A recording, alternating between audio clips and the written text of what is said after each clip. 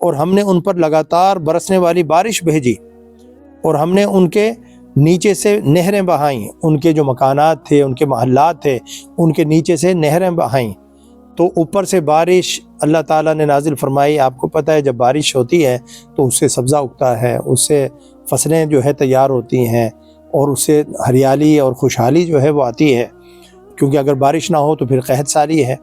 تو اللہ رب العزت فرما رہے ہیں ہم نے ان پر بارش نازل فرمائی اور ان کے گھروں کے نیچے سے نہریں بہائیں۔ پھر بھی جو ہے اللہ فرما رہا ہے فَأَهْلَكْنَاهُمْ بِذُنُوبِهِمْ وَأَنشَأْنَا مِن بَعْدِهِمْ قَرْنًا آخَرِينَ۔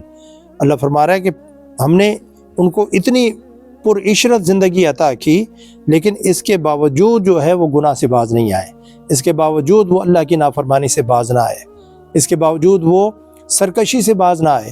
انہوں نے نہ صرف یہ کہ اللہ کی تکذیب کی، بلکہ اللہ کے نبیوں کو ستایا، تنگ کیا، اور بعض نبی تو ایسے ہوئے جنہیں ان کی قوموں نے ہلاک کر دیا، ان کو جان سے مار دیا۔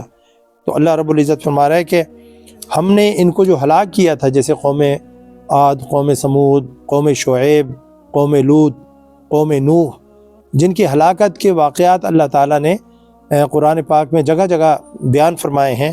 اللہ تعالیٰ جو فرما رہے ہیں کہ ہم نے ان کو یعنی کہ جو ہلاک کیا ہے وہ ان کے ظلم کی وجہ سے، فَأَهْلَكْنَاهُمْ بِذُنُوبِهِمْ، ان کے گناہوں کی وجہ سے ہم نے ان کو ہلاک کیا ہے۔ اگر وہ نیکوکار ہوتے، اللہ کا معاملہ نیکوکاروں کے ساتھ اور طرح کا ہے۔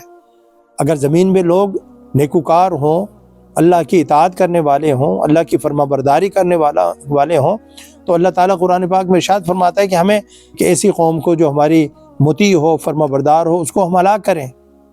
وَأَهْلُهَا مُصْلِحُونَ، اگر کسی قریے میں رہنے والے لوگ جو ہے مصلح ہیں، نیک ہیں، صالح ہیں، تو ہم ان کو کیوں عذاب سے دوچار کریں، ہم ان کو کیوں ہلاک کریں؟